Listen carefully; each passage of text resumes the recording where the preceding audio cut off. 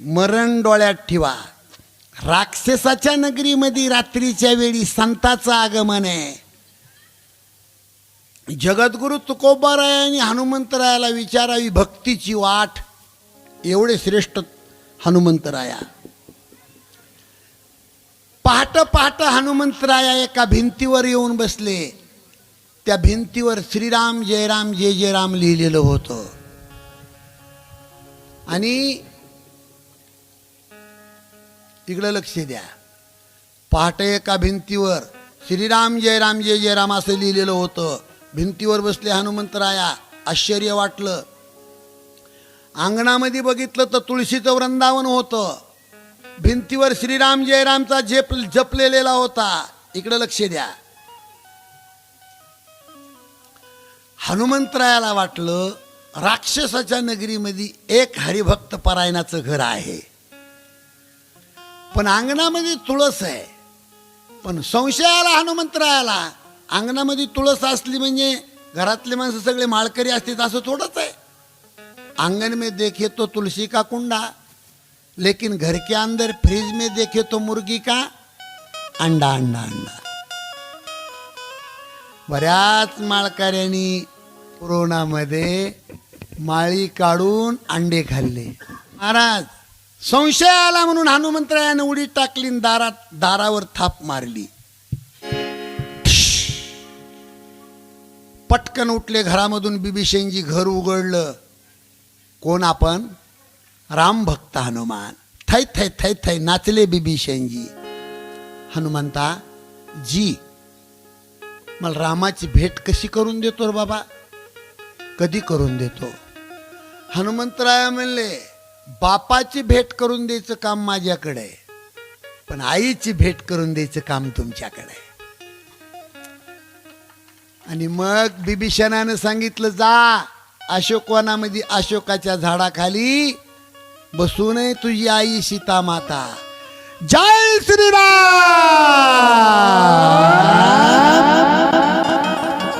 ज्या झाडाखाली सीता माता बसलेली होती त्या झाडावर जाऊन हनुमंतराया बसले. तुम्हाला इथून दिसल तो प्रसंग, इथून दिसल. रात्रीचा प्रसंग होता आणि रावण मंडोदरी सीतेला रावण त्रास देत होता. रावण सीतेला म्हणत होता, गे सीते, संपूर्ण ग्रंथ सांगतात की राम जगात भरून उरलाय, आणि मग तो तुझा राम माझ्या हृदयात नाही का? रावण म्हणतो तुझा राम माझ्या सुद्धा हृदयात आहे, मग माझ्यासोबत तुला लग्न करायला काय हरकत आहे? काही काही रामायणामध्ये उल्लेख केला आहे, सीता मातेवर रावणाने मेण्यातून तलवार उपसली. सीतेवर तलवारीचा वार करणाऱ्या एवढ्यात मंडोदरीनं पटकन आपल्या नवऱ्याला धरलंय आणि ढकलून ढकलून लंकेत घेऊन गेली मंडोदरी त्या रावणाला. पण रावण निघून गेल्यावर बिभीषणाची माळकरी मुलगी सीतेच्या जवळ जाते आणि डबडबल्या डोळ्यांनी म्हणते, जानकी, का ग बाई तुझ्यावर इतकी वेळ वाईट का? खूप गरीब चेहऱ्याची मुलगी आहेस तू, गरीब आहेस, तुझ्यावर इतकी वेळ का वाईट आली? महिला मंडळी माझ्याकडे लक्ष द्या. मी त्याही दिवशी रामायणामध्ये सांगितलं, जन्मभर बाईची जात बापाच्या नावासाठी झुरून झुरून मरती हो, झुरून मरती. कुलवान खानदानी बापाची चांगल्या कुळातली मुलगी असती, पण दारू पिणाराच्या पदरात पडती. तुम्ही जरा रामायणात बसलात, आपला विचार करू नका. कोण्यातरी घरामध्ये अतिशय शेतकरी गरीब कुलवान बापाची मुलगी, तिच्या नशिबाला ह्या गोष्टी आल्या. त्या घरात जा तुम्ही सध्या रामायणात.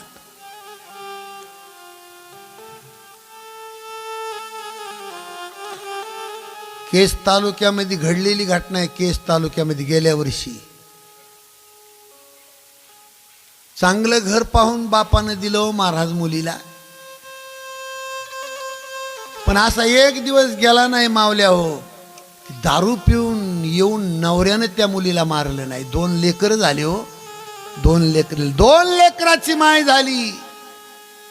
रोज दारू पिऊन यायचं. त्या मुलीनं दिवसभर लोकांच्या इथं मजुरी करायची आणि झोपायच्या टायमाला पेताळ नवऱ्यानं मरस्तोर मारायचं. एक दिवशी इतकं मारली मुलगी, बापाच्या भेन सीताफळीच्या आळ्यात जाऊन लपले लेकरं दोन. घडलेलं सांगतो तुम्हाला मी, घडलेलं सांगतो. वस्तीवर घर होतं एकटंच ते. दोन्ही लेकर सीताफळीच्या आळ्यात जाऊन लपले बापाच्या भेन. राक्षस बाप आहे. अरे दारू पिणारा राक्षस बाप आहे लेकराचा. मारून मारून थकला तो नवरा. शेवटी त्या गरीबाच्या मुलीनं ठरवलं की आता जगायचं नाही. 1 लिटर औषधाचा डबा होता, तो फोडला आणि 1 लिटर औषध पिली आणि त्याच्या दारात मरून पडली. पण दुःख सांगायला बापाकडे नाही गेली मावशी, कारण तिला माहीत होतं की माझ्या लग्नाचं कर्ज माझा बाप अजून फेडतोय. काय माझ्या गरीब बापाला जाऊन सांगू. मरून पडली मूर्खाच्या दारामध्ये. 1 लिटर औषध पिली, 1 लिटर. असते ना गरीब बाई खुरपण करायला 10-5 महिलांमध्ये मजुरी करताना दुपारी सगळ्या बाया एका झाडाखाली बसल्या, पण जिच्या पदरात भाकर नाही ना, खुरपायला आली होती दारू पेताडाची बायको, ती एका झाडाखाली बसली बाई. का? तिच्या पदरात भाकरच नाही. सगळ्या महिलांनी तिला जाऊन विनंती करून आणलं आणि थोडी थोडी भाकर दिली. आणि जेवता जेवता डबडबल्या डोळ्यांनी बाया म्हणतात, बाई एवढी चांगली तू, तुझ्या नशिबाला असं का ग आलं?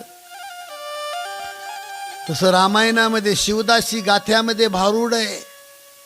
सीतेला विचारले त्रिजटा राक्षसनीनं, तुझ्या वेळ काही? भारूड आहे भारूड. ऐक ऐक त्रिजटी माझे कर्माचे संगती. ऐक ऐक त्रिजटी माझे कर्माचे संगती. एवढे कैकईने केले व केले रामवनाला पाठविले. एवढे कैकईने केले व केले रामवनाला पाठविले. आमच्या सौख्य प्राण गेला राम भेटी अंतरला. आमचा सौख्य प्राण गेला राम भेटी अंतरला. दशरथाचे मरण काळी आम्ही का नसावे जवळी. दशरथाचे मरण काळी आम्ही का नसावे जवळी. एवढे कैकईने केले व केले रामवनाला पाठविले. एवढे कैकईने केले व केले रामवनाला पाठविले.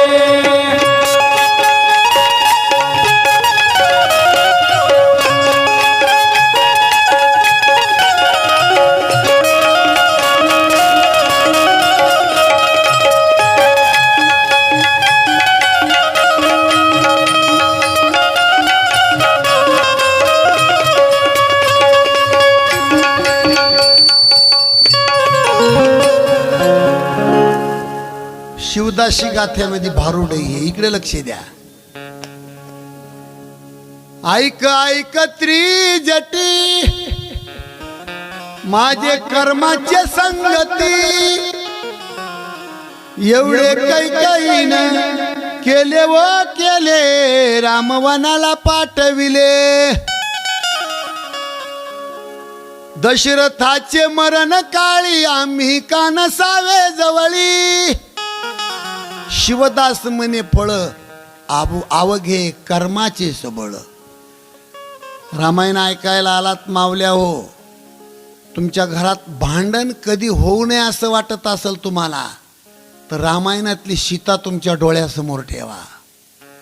सीतामाई इतकं दुःख जगात भोगणारी माऊली अजून जन्माला आली नाही.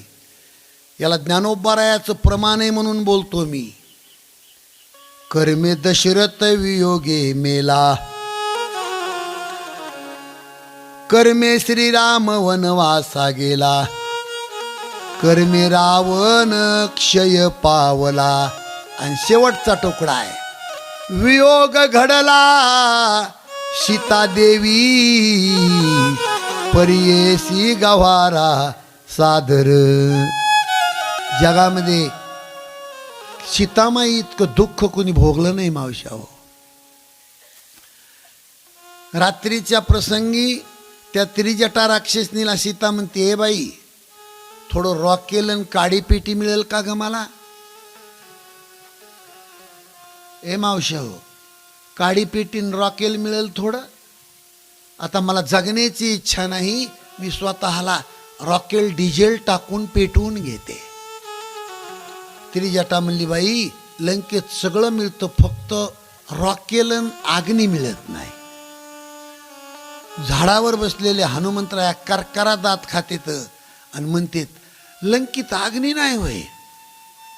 आता म्हणले अख्खा गाव पेटू, तो सगळा अग्नीच अग्नी दिसेल तुम्हाला. करकरा दात खातेत वरी.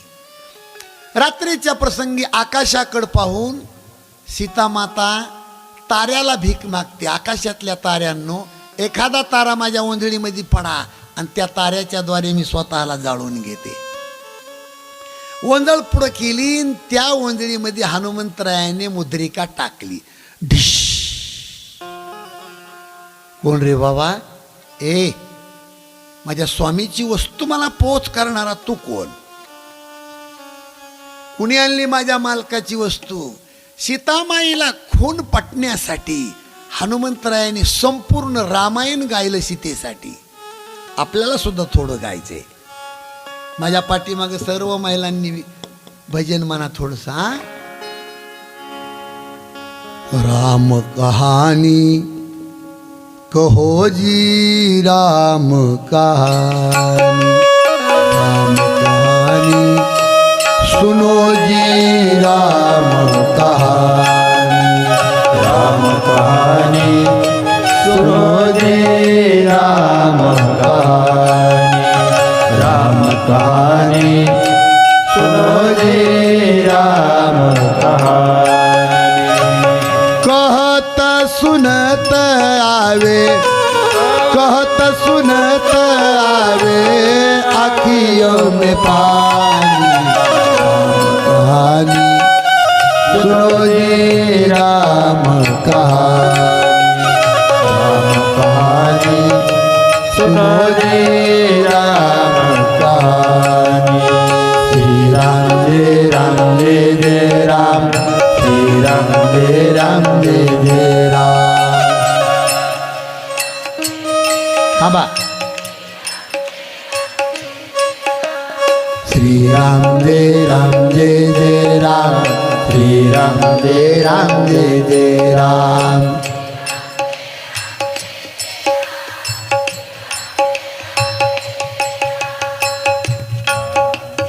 राम कहानी सुनो जी, राम कहानी, राम कहानी सुनो जी, राम कहानी. श्री राम जय राम जय जय राम, श्री राम जय राम जय जय राम. वा वा वा वा. श्री राम जय राम जय जय राम, श्री राम जय राम जय जय राम.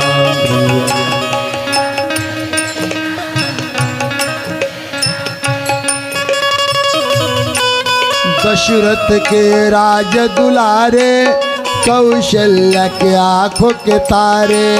दशरथ के राज दुलारे, कौशल्या के आंखों के तारे. दशरथ के राज दुलारे, कौशल्या के आंखों के तारे.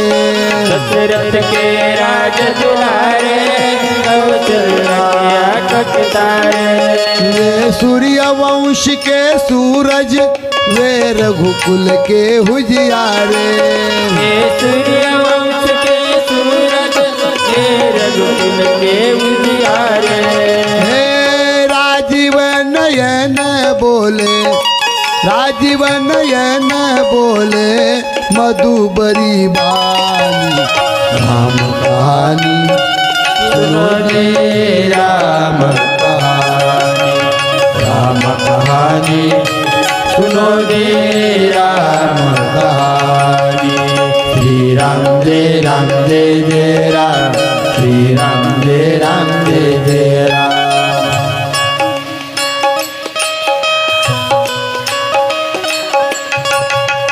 श्री राम जय राम श्री राम जय जय राम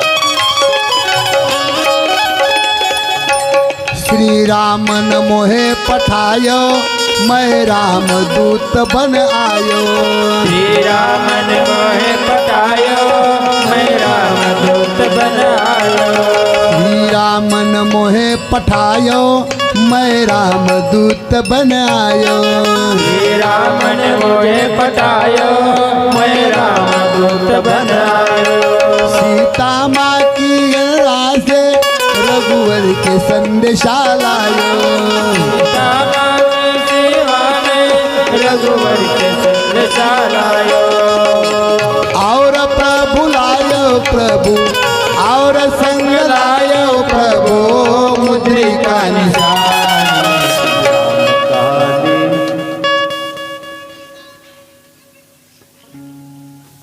म्हणून इथपर्यंत मुद्रिका घेऊन आलो इथवरच रामायण गायले त्यांनी आणि तिथं रामायण बंद पडलं हनुमंतरायाने खाली उडी टाकली जय श्रीराम सीतामातेच्या चरणावर प्रणाम केला आणि सीतेला हनुमंतराया म्हणतात आई मला भूक लागली आई मला भूक लागली सीतेनं सांगितलं ए हनुमंता तो रावणाचा बगीचा वरचं फळ तोडू नको खाली पडल्यालं खा राक्षस मारतेन तुला वरचं तोडू नको हनुमंतरायानं सांगितलं आई वरचं फळ तोडीत नाही खालचं खात नाही आणि उपाशी राहत नाही तू त्याची चिंता करू नको जय श्रीराम गेले हनुमंतराय रावणाच्या बगीच्यामध्ये शिफ्टीला काम सांगितलं बघ थोडंसं हे हरभऱ्याचा डाळा मला उपटून खायला आण थोडा हनुमंतरायाची शिफ्टी 10-5 झाडाला असा याढा घालायची भस्कून उपटायची आकाशात झाडं न्यायची की भडाल अख्खा बगीचा खुरदळून काढला राखणदार राक्षस होते ते धावले हनुमंतरायावर हनुमंतरायाने शिफ्टीला सांगितलं ए झाडं सोड आणि एवढा माल बघ 4-2 राक्षसाचा बंडल बांधायची शिफ्टी आकाशात न्यायची की भडा डांबरी रोडवर टेम्पोतून टरबूज पडावा आणि फुटावा तसे फटाफट राक्षस फुटायचे महाराज लय मारले राक्षस पण जे म्हातारे कोतारे होते ना इना वाजवायसारखे त्या म्हाताऱ्या राक्षसाने येऊन हनुमंतरायाचे पाय धरले बाबा कुछ भी काम बताओ लेकिन मारो मत हम बाल बच्चे वाले आहे बाबा काही काम सांगा काही काम करतो तुमचं फक्त मारू नका हनुमंतराया म्हणले तुम्हाला मारित नाही मी पण माझं काम नक्की करताना हो बाबा काही काम करतो म्हणले मग एक काम करा रामाचं भजन करा श्रीराम जय राम जय जय राम श्रीराम जय राम जय राम श्रीराम जय राम जय जय राम श्रीराम जय राम जय जय राम जय राम जय जय राम श्रीराम जय राम जय राम श्रीराम जय राम जय जय राम श्रीराम जय राम जय जय राम श्रीराम जय राम जय जय राम श्रीराम जय राम जय जय राम श्रीराम जय जय राम श्रीराम जय राम जय जय राम श्रीराम जय राम जय जय राम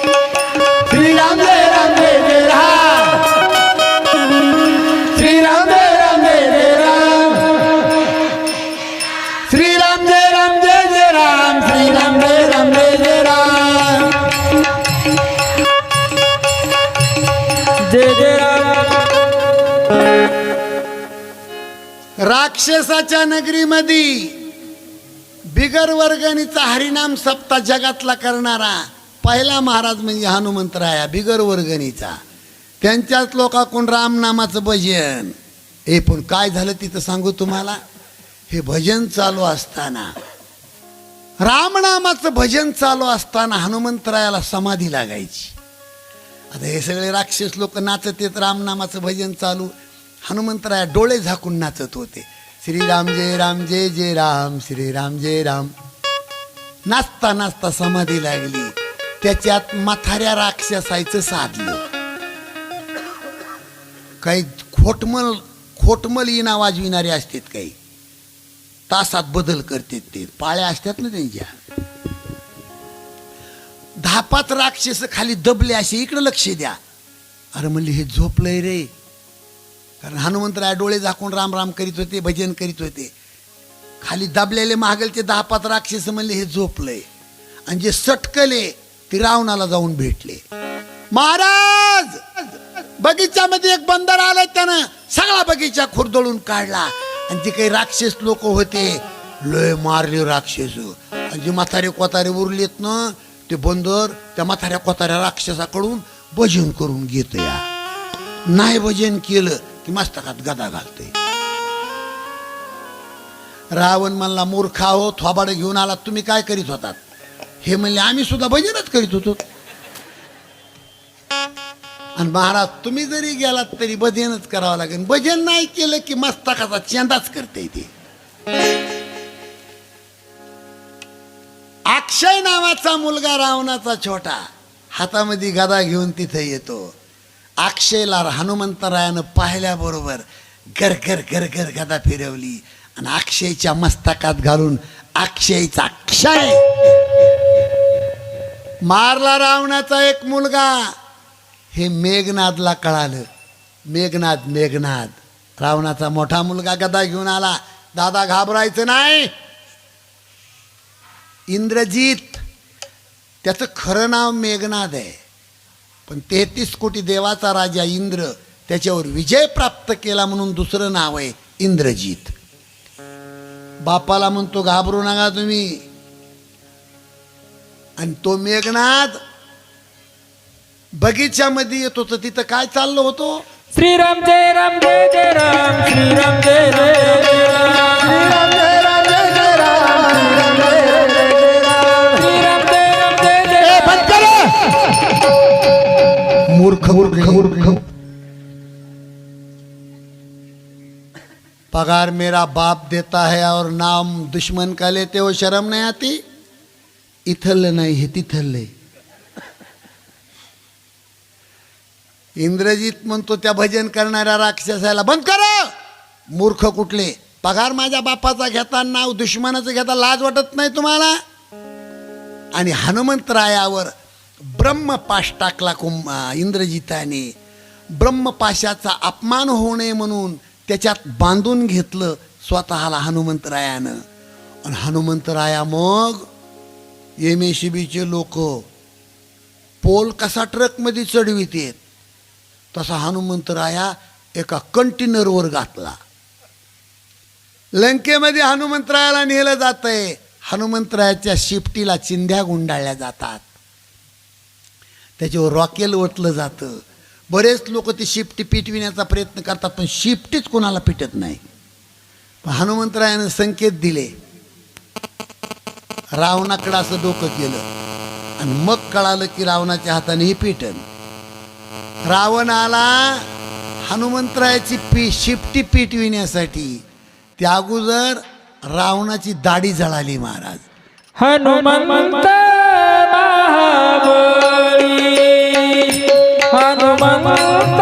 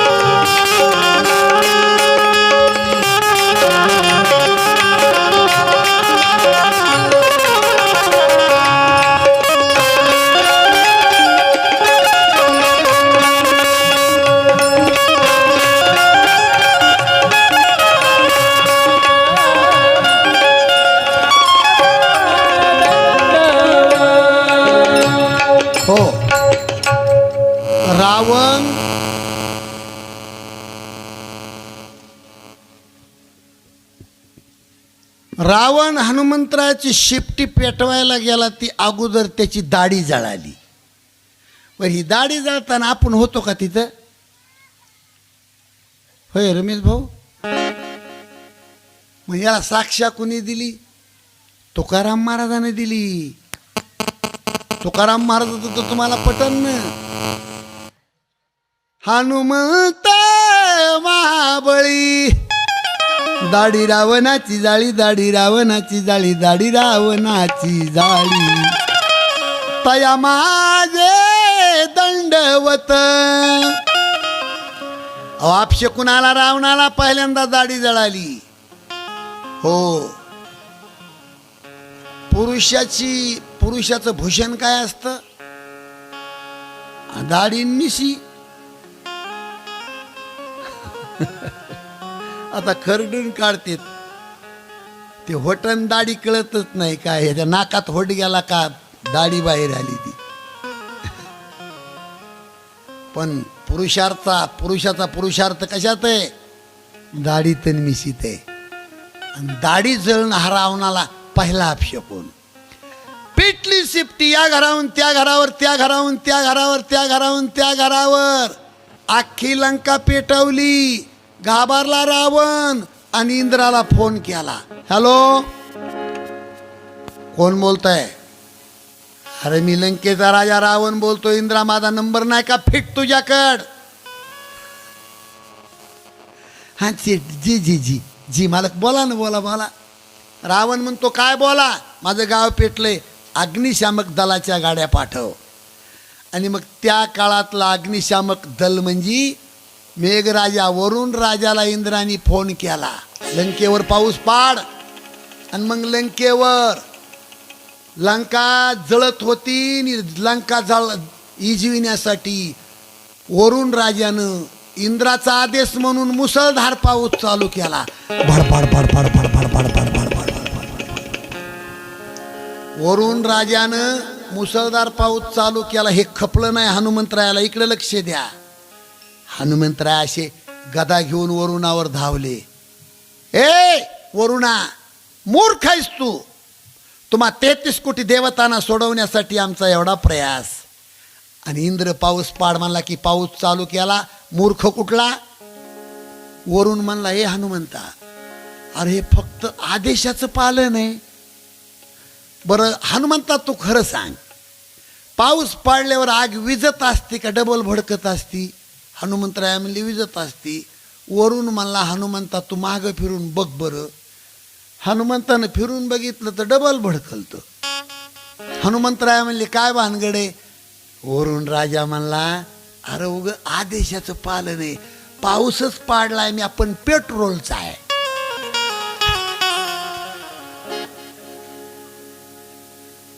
अहो दोघांनी मिळून गाव जाळला आणि काय हसता तुम्ही? रावणाचं घर जळालं, तुम्हाला लईच मजा वाटती. दोघांनी मिळून जाळला गाव, शिपटी विजविली आणि समुद्राच्या अलीकडे आले हनुमंतराया. संपूर्ण आपल्या मित्र परिवारासह प्रभूच्या चरणावर येऊन नतमस्तक झाले. जय बजरंग बली की.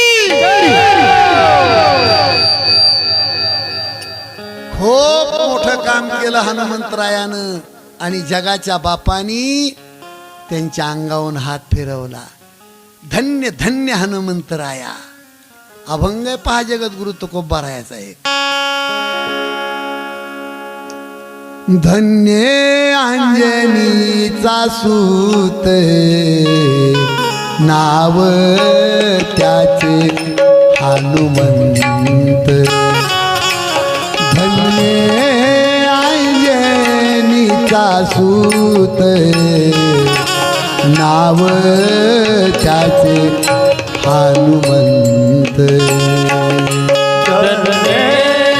अंजनीचा सूत, नाव त्याचे हनुमंत. अंजनीचा सूत, जय हो.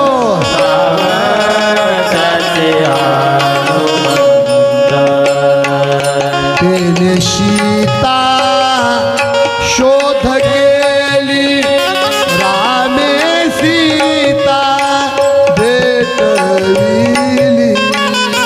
त्याने सीता शोध केली रामे सीता भेटविली रामे सीता भेटविली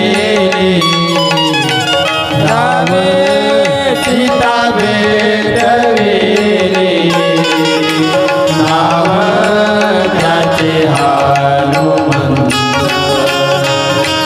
धन्य अंजनीचा सुत नाव त्याचे हो सज्जनानो इकडे लक्ष द्या. हनुमंतरायाने लंका जाळली आणि दुसऱ्या दिवशी रावणाने तातडीची मिटिंग घेतली.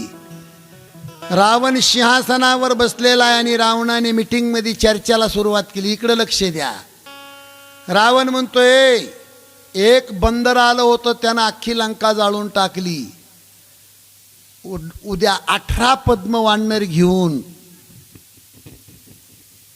जर राम या लंकेवर चालून आले तर काय होईल. रावणानं मिटिंग घेतली. मिटिंग मध्ये चर्चा केली. एक वानर आलं होतं त्यांनी अख्खी लंका जाळून टाकली. उद्या 18 पद्म वानर घेऊन जर राम आले तर काय होईल. बोला बोला. मिटिंग चालू आहे. काय करायचंय याच्यात कुणी अहो डोकं लावान कुणीतरी. काय करायचे ते कुणी बुनी उठायचा प्रयत्न करीत होतं पण शेजाऱ्याला काय असा खोपर किडी आणायचा. गप त्या रावणाचं ऐकू नको. ते गाव जाळल्याला अजून इथंच मरत गेलं नाही अजून. गप गप. कुणी उठत नाही. महाराज अर्धे अर्धे जळाले होते पण रावणाचा छोटा भाऊ बिभीषणजी उठले. दादा कशामध्ये तुझं कल्याण होईन सांगू दादा. रिगाल्या श्रीरामा शरण सकळ कुळाचे कल्याण तुमचाही वाचेल प्राण कुंभकर्ण जगेल. दादा रामाच्या शरणांगतीमध्ये तुझं कल्याण आहे. उठला रावण. कारण रावणाला जमत नव्हतं हे राम राम श्याम श्याम या बसांच्या आप्या. त्या भानगडीतला रावण नव्हता. उठला रावण आणि बिभीषणाच्या छातीवर लात मारली. धाडकन बिभीषणजी खाली पडले. मूर्छा आली. कशी तरी मूर्छा सावरून उठले. रावणा तुला सांगतो बंधू या नात्याने रामाची शरणांगती पत्कर तू त्याच्यात तुझं कल्याण आहे. ऐकत नाही महाराज राजा रावण. बिभीषणाला लात मारली. बिभीषणानं लंका सोडली. बिभीषणानं लंकेकडे पाठ फिरवली. एक महत्वाचा मुद्दा सांगतो तुम्हाला. बिभीषणजी हा संत आहे आणि संताला त्रास दिला एखाद्या माणसाने की त्याच्या घराचे दगड राहत नसतात. लक्षात ठेवा. घडला तर परमार्थ करा नाही तर करू नका पण कुठल्या साधूची निंदा करू नका. साधू हे भगवंताचं लेकरू आहे आणि लेकराची टिंगल आई खपवून घेत नाही. काय झालं एका बाईनं मंगळवारी आसराच्या सवासनी ठेवल्या. सवासनी आणि 5-7 जणी सवासनी दुपारी 12 वाजता जेवायला आल्या. एका सवासनी सोबत तिचं 6-7 वर्षाचं बाळ आलं आणि पंगत आईच्या ताटात भात वाढल्याबरोबर त्या 6-7 वर्षाच्या लेकरानं मोठो भात खायला सुरुवात केला.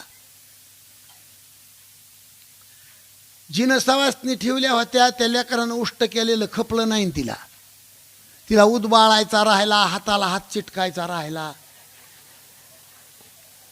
उभ्यानं पातेलं माय आदळलं. तिनं धावत आली आणि त्या लेकराच्या गाला म्हणजे अशी तडकून मारली. तळतळून लेकरू रडते. काही भात फाटावर, काही भात दाढीवर, काही भात डिरीवर. डोळ्यातलं पाणी, नाकातलं पाणी सगळं भातात तळतळून लेकरू रडतंय की हो. हे मावशी खरं सांगा त्या लेकराची माय सवासीने इतकं तळतळून लेकरू रडलं, मारलं त्याला. ती सवासीन जेवण का तिथं? सगळ्या बायाच्या माना उलट्या हल्ल्या, नाही जेवणार महाराज. उठली ते सवासनीचं ताट सगळ्या जणीच्या पुढं असं आपटील, डिश घे म्हणली, तू ह्या सवासनी सांभाळून देव देवावाली. गेले निघून. लेकराला दुःख लागलं आई खपवून घेत नाही, साधूला दुःख लागलं देव खपवून घेणार नाही. घडला तर परमार्थ करा. आज बिभीषणाला त्रास दिला कुणी? रावणाने. रावणाची फजिती झाल्याशिवाय राहत नाही महाराज. चला आता महत्वाचा मुद्दा सांगायचा आहे. लंकेकडून बिभीषण येतो, इकडनं हनुमानजी इकडनं लक्ष्मणजींमध्ये प्रभू रामचंद्र बसले होते. आणि रामाने विचारलं, ए हनुमंता, लंकेकडून येतोय तो कोण आहे? हनुमंतरायानं सांगितलं, प्रभू लंका जाळण्यासाठी ज्यानं मला मदत केली होती तो रावणाचा छोटा भाऊ बिभीषण त्याचं नाव आहे. हनुमंता, तुला सहकार्य केलं होतं त्यांनी? हो. सांग हनुमंता, तू सांगशील ते करतो. काय करू बिभीषणासाठी सांग. काय करू? हनुमंतरायानं सांगितलं, त्याला पदरात घ्या. अहो, हनुमंतरायानं सांगितल्यामुळं किती पदरात घेतलं. बिभीषण आल्याबरोबर लंकेचा राजा बिभीषण म्हणून त्याला राजतिलक केला, रावण मारायच्या आधी. बघा तुम्ही, आता इथं आध्यात्मिक असं शिकवलंय, बिभीषण सांसारिक जीव आहे, हनुमंतराया संत आहे आणि राम भगवंत आहे. भगवंताची कृपा बिभीषणासारख्या जीवावर व्हावी असं वाटत असेल तर मध्यस्थी हनुमंताची लागते. लक्षात आला का पॉइंट तुमच्या? मग हनुमंतराच्या मध्यस्थीमुळं रावण मारायच्या अगोदर राजतिलक लंकेचा बिभीषणाला रामाने केला. पण ही गोष्ट महाराज खटकली लक्ष्मणाला. लक्ष्मणजी म्हणले, दादा शरण आलेल्या व्यक्तीला राज्य दान मिळतंय, हे जर रावणाला आता कळालं तर? भगवान परमात्मा कृपेचा समुद्र आहे. रामानं सांगितलं, ए लखन, आता मी लंका दान दिली बिभीषणाला, पण हे ऐकून रावणाचं जर परिवर्तन झालं तर माझी अयोध्या रावणाला दान देईल, तू चिंता करू नको. बिभीषण शरणायो कियो लंका दान, ये सुनिये रावण शरणायो करूंगा माझी अयोध्या दान. सज्जनानो, राम संपूर्ण समाजासहित समुद्रावर येतात. समुद्रावर आता समुद्र ओलांडून पलीकडे जायचे. जायचं कसं? ओय, इकडं लक्ष द्या. समुद्र ओलांडून जायचं कसं?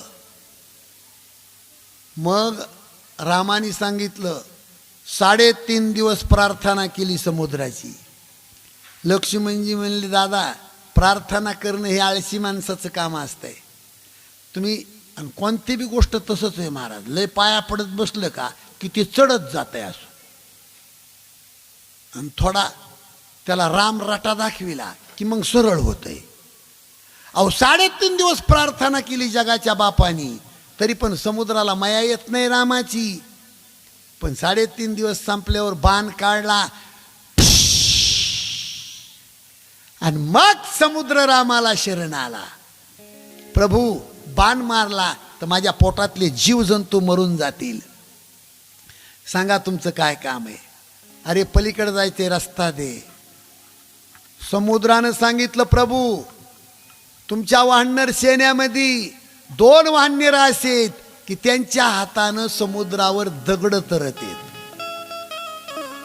रामाच्या सैन्यामध्ये असे 2 वाहनर होते की त्यांच्या हातानं समुद्रावर दगड तरत होते. कोणचे वाहनर? नळ आणि नीळ. वर यांच्या हातानं समुद्रावर पाण्यावर दगड तरत होते.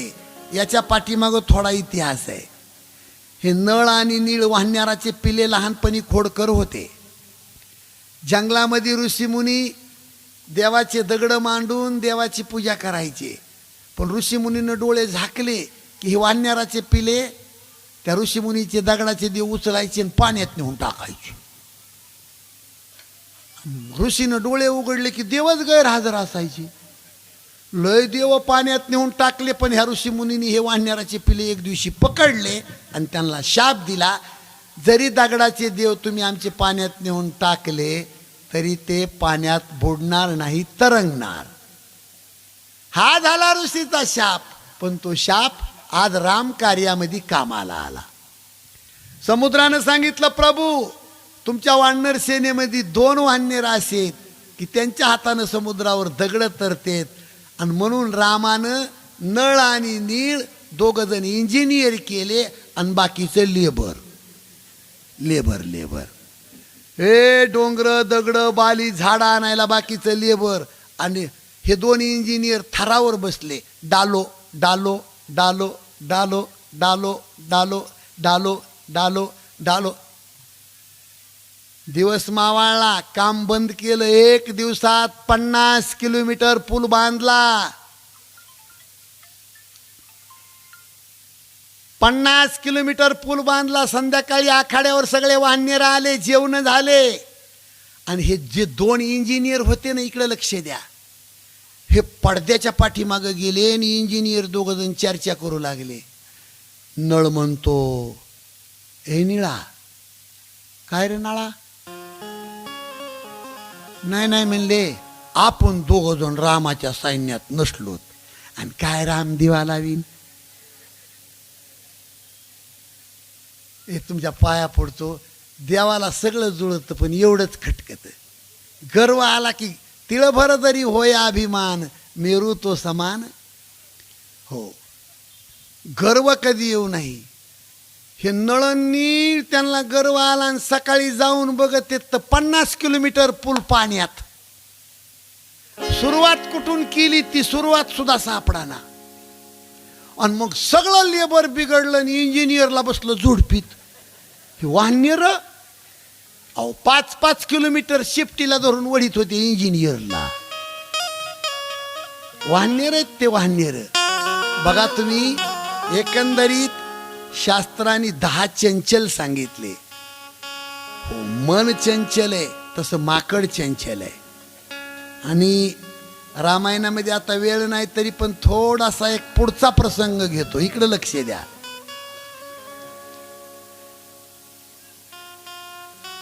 रावणाला मारून अयोध्येला राम गेले, राज्याभिषेक झाला, हे पुढचं सांगतोय.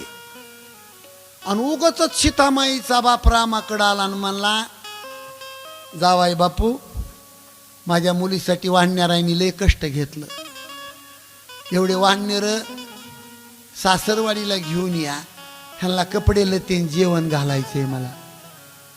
सीतामाईचा बाप म्हणतो, रामानं सांगितलं, मामा तुमच्या पाया पडतो, तुम्ही कशाच्या नादाला लागा पण वाढणाराच्या नादाला नका लागू. सीतामाईचा बाप ऐकाना. नाविलाज राम 18 पद्म वानर सेना घेऊन मिथुला नगरीला गेले. डोंगरावनी स्वयंपाकाचे ढिगारेन, मंडप केवडान. राहू द्या.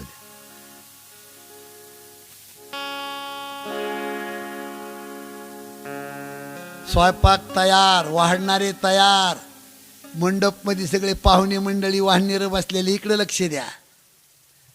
सीतामाईचा बाप राजा जनक आले, जावाय बापू हे मंडळ जेवायला बसवानं. रामानं सांगितलं, पंक्ती धरून जेवायला बसा. हे सगळे वाहनेर उठले आणि पंक्ती धरल्या. पण पंक्ती कशा धरल्या? मोटरसायकलवर 4 जण कसे बसतेत?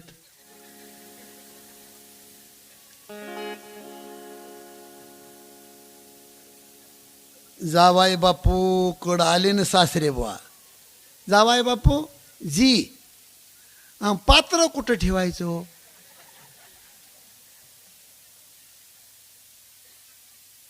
रामानं सांगितले, बाये मूड. सरळ बसले.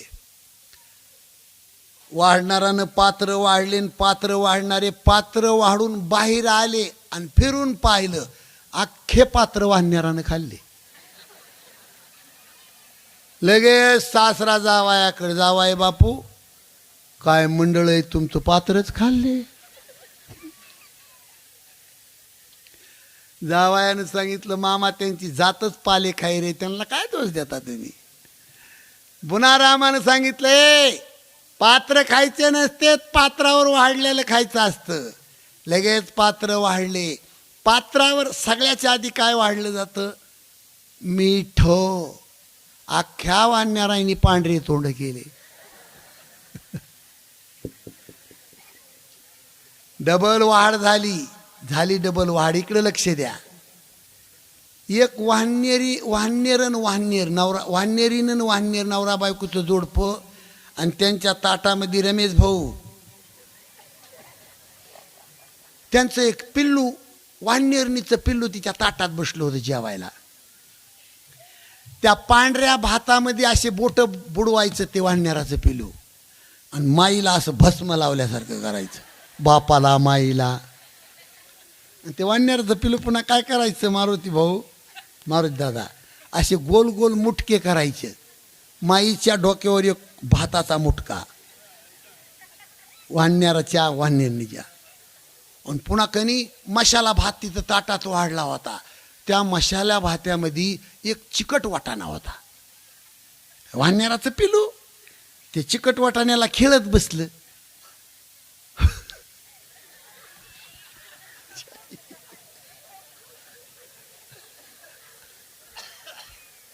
ते चिकट वाटाणा वाहनेराच्या पिल्यानं दाबला थोडा. त्याच्यातली आटुळी जी सटकली का ती वाहनेरणीच्या नाकात जाऊन फसली. त्या वाहनेरणीनं 5 फूट उडी मारली वाहनेरणीनं. आता वाहनेरणीचा नवरा नर तिथं बसले. त्या नराला वाटलं हिनं काय म्हणून 5 फूट उडी मारली काय, की त्यानं 10 फूट मारली. तर शेजाऱ्या पाजाऱ्याला वाटलं उड्या मारल्याशिवाय जेवाय नसन.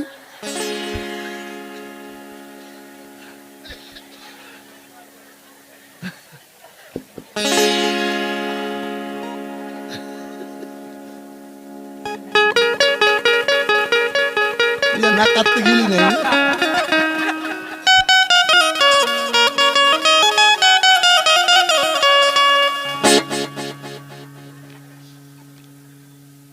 रामाकड सासरे आले काय जावाय बाप मंडळ आहे हो हे तुमचं. रामानं सांगितलं मामा तुम्हाला त्याच दिवशी सांगितलं वाहनेराच्या नादाला लागू नका. लय इंजिनियर हाणले पण हनुमंतरायानं जांबीवंतांनी सल्ला दिला. म्हणले एक काम करा, एका दगडावर रा एका दगडावर म आणि पूल चालू करा.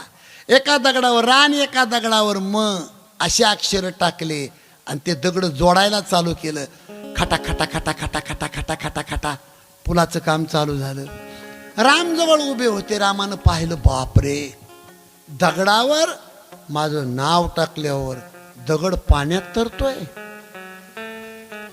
रामाला वाटलं माझं नाव टाकल्यावर दगड पाण्यात तरतोय, मी टाकल्याला दगड का नाही तरणार. रामाला वाटलं आपण दगड टाकून बघावा. पण रामाला वाटलं इथंच दगड उचलला आणि पाण्यात टाकला आणि बटकून बुडाला तो वाहनेर हसतील.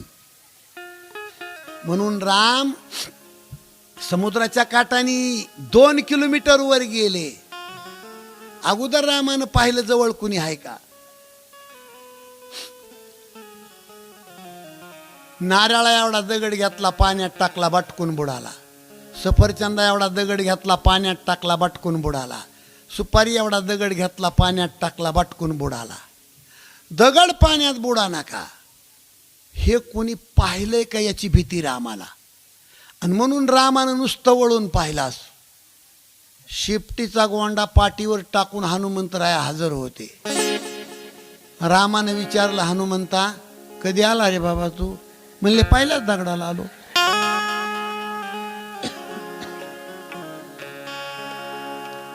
बीपी वाढला रामाचा बीपी. हनुमंतरायाला रामानं प्रश्न विचारलाय, अतिशय मोलाचा प्रश्न आहे. जाणकार माणसानं डोकं लावायचे. रामानं विचारला हनुमंता दगडावर माझं नाव टाकलं तर दगड पाण्यावर तरतोय, मी टाकल्याला दगड का नाही तरत. काय गोड उत्तर दिले हनुमंतरायानं. हे प्रभू त्या दगडाला तुझ्या नावाचा तरी आधार आहे. ज्याचा आधार तू काढून घेतो तो दगड तरल कुणाच्या बळावर.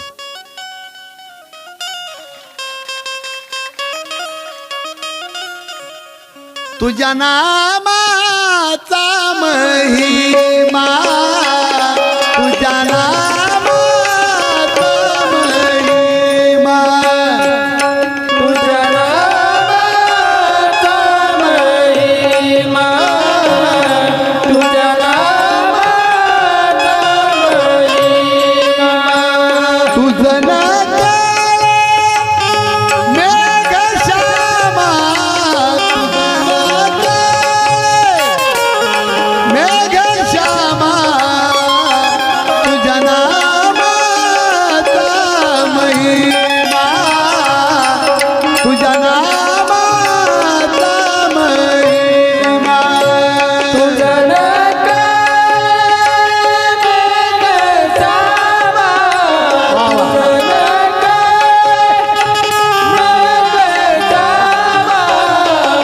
तुझ्या नामाचा महिमा, तुझ्या नामाचा महिमा.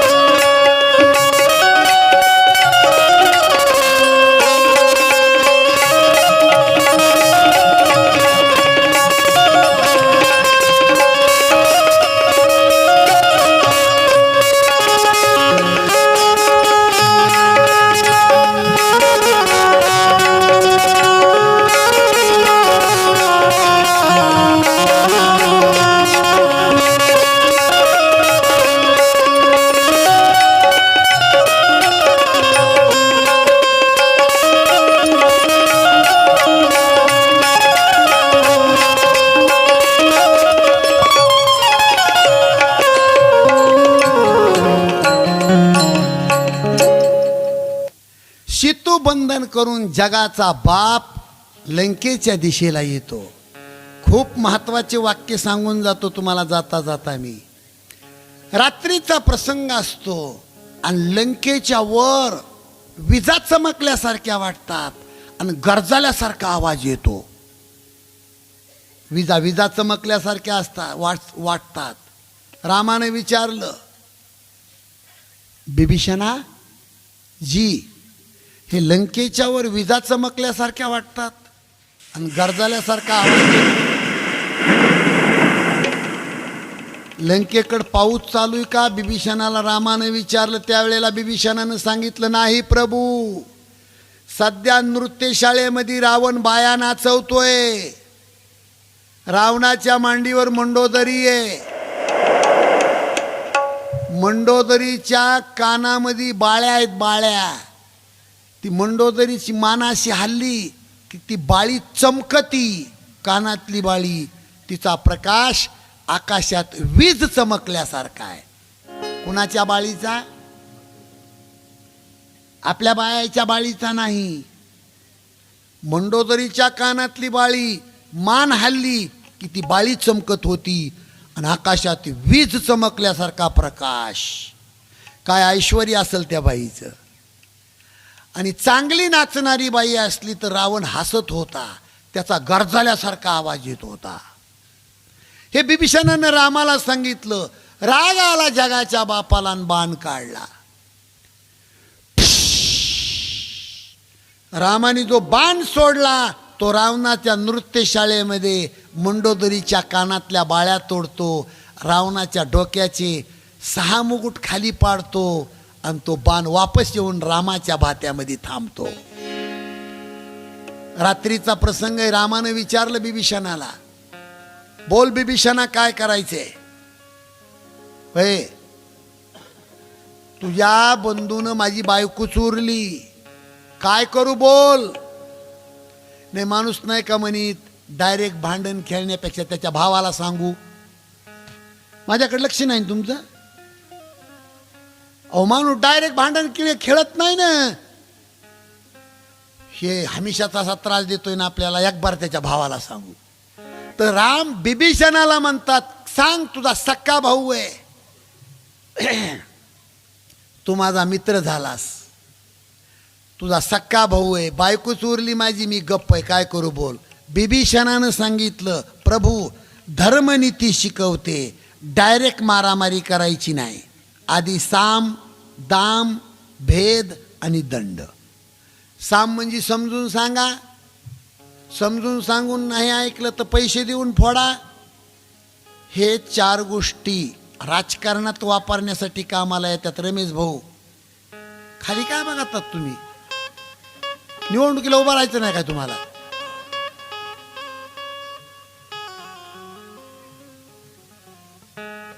धर्मनीतीनं ज्याला राजकारण करायचे त्याच्यासाठी या 4 गोष्टी सांगितल्यात.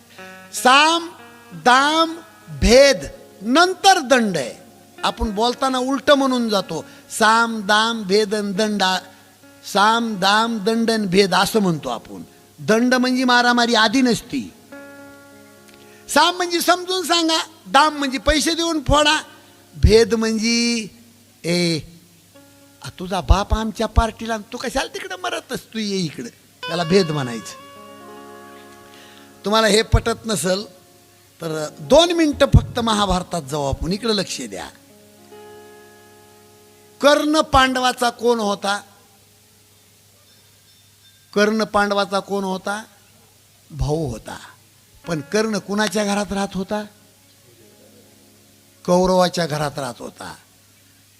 युद्धाच्या अगोदर जगाचा बाप कौरवाच्या घरी जातो आणि अक्षरशः कर्णाला हात जोडतो. कर्णाला देव म्हणले, ए कर्णा, तुझ्या इतका श्रेष्ठ वीर जगात नाही जन्माला आला. कर्णा, तुला 3 माई 3 बाप, पण 3 माईची 3 बापाची ओळख नाही अजून तुला. 12 वर्षे पांडवांनी वनवास भोगला, 1 वर्ष अज्ञातवास भोगला. पांडव हे तुझे सख्खे भाऊ आहेत. तू दुर्योधनाचं घर कशाला झाडतो? उद्या युद्ध चालू होणार आहे, ये ना आमच्याकडं. त्यावेळेला याला हे कशासाठी सांगायला लागलो? स्वतः देव भेद पाडायला गेलते.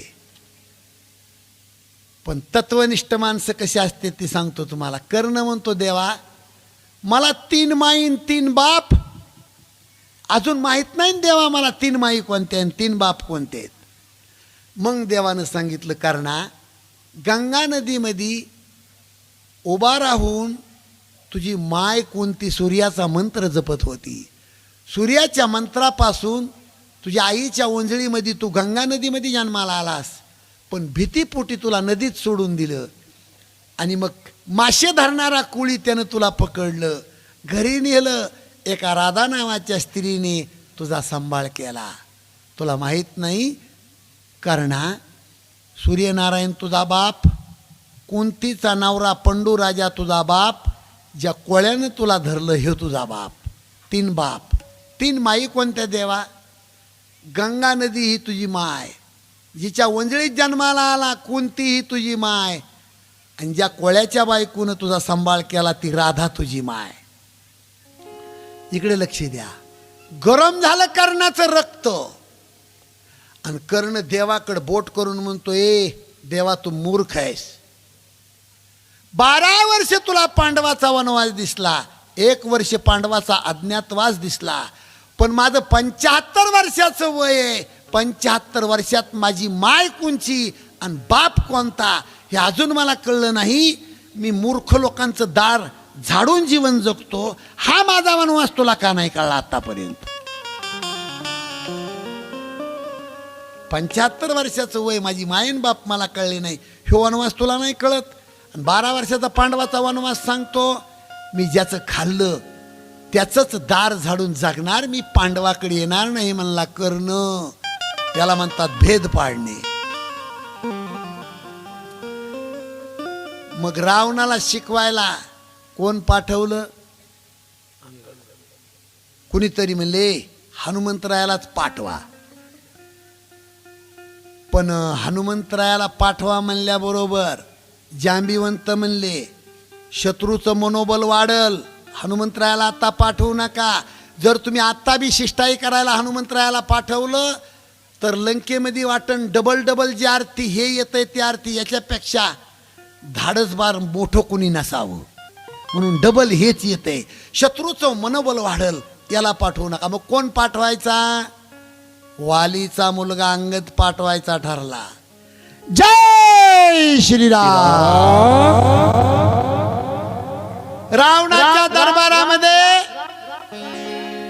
रावणाच्या दरबारामध्ये सिफ्टीचं आसन करून त्या आसनावर अंगद वालीचा मुलगा बसला. इकडे लक्ष द्या. समजा घटकावर मला का रावण धरीनात, इतका उंच रावण बसला होता आणि समोर शिफ्टीचं आसन करून अंगद बसला होता. रावण म्हणतो, ए कोण रे तू? अंगद म्हणतो, मी ज्या बहादराने तुला बगलामध्ये दाबून 6 महिने 7 समुद्राची आंघोळ केली त्या वालीचा बच्चा अंगद माझं नाव आहे. रावण कसा करतो, तुझ्या बाबाची तब्येत बरी आहे ना? बारीकच झालं ती. त्याच्या बापाच्या बगलात 6 महिने अडकलतोय ही. तुझ्या बाबाची तब्येत बरी आहे? अंगद म्हणला, तेच सांगायला आलोय. माझ्या बाबाची तब्येत विचारली ना तू? ए रावणा, 33 कोटी देव बंदी खाण्यात टाकणारा तू राजा रावण किती समर्थशाली, पण तुला सुद्धा बगलात दाबून 6 महिने समुद्राची आंघोळ करणारा माझा बाप वाली किती समर्थशाली, पण त्या सुद्धा वालीला एका बाणात मारलं तो राम किती समर्थशाली. त्या रामाची पत्नी तू घरात ठेवून घेतलीस, तुला लाज वाटत नाही? लवकर रामाची शरणांगती पत्कर. आणि ते बी कशी शरणांगती? बैलासारखा वनवाहू, तोंडामध्ये गवताच्या काड्या पकड, रथामध्ये सीतेला बसव आणि तो रथ मानावर त्याचं शिळवट जू घेऊन रामाकडे शरण जा. नसता माझ्या बाबाची तब्येत पाहण्यासाठी लगेच तुला जावं लागतंय. पण ऐकत नाही महाराज तो राजा रावण. रावण म्हणतो, ए कुणी आहे का रे तिकडे? हे बंदर को उठा के फेक दो समुंदर में. ह्या वाहणाराला उचला म्हणला आणि समुद्रात नेऊन टाका. अहो महाराज इकडे लक्ष द्या. कुणीच उठत नव्हतं. का म्हणून उठत नव्हतं?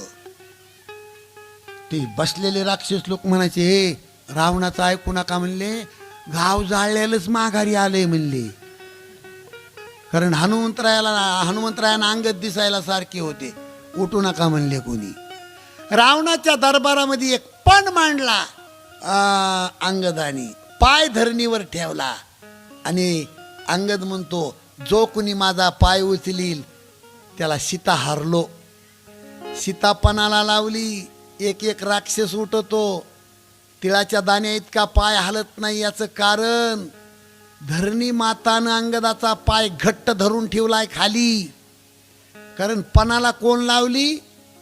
सीता पणाला लावली होती तिथं. आणि ही धरणी माता सीतेची कोण आहे? माये माय. त्या धरणी माताने विचार केलाय, ह्याचा खालून पाय सोडीन तर राक्षसाच्या घरात माझी सीता जाईन. पणाला सीताला महाराज तो पाय हलत नाही. तो पाय उचलायला रावण खाली वागतो. रावण वाकल्याबरोबर झरकून पाय वडून घेतला अंगदानी. आणि कसा करतो अंगद? ए मूर्खा, तुला झुकायचे तर रामाच्या चरणावर झुक, माझ्या चरणावर काय झुकतो? ऐकत नाही रावण. आणि मग अंगद वापस जातो. जय श्रीराम. सज्जनानो, रात्रीचा प्रसंग असतो. बिभीषणाला विचारलं रामानं काय करू? बिभीषणानं सांगितलं आता पर्याय नाही, युद्ध खेळा. आणि मग रामानी जाहीर केलं सकाळच्या पारी युद्ध. सज्जनानो, एकीकडून वानर मंडळी, एकीकडून राक्षस मंडळी, आणि युद्धाला सुरुवात होते.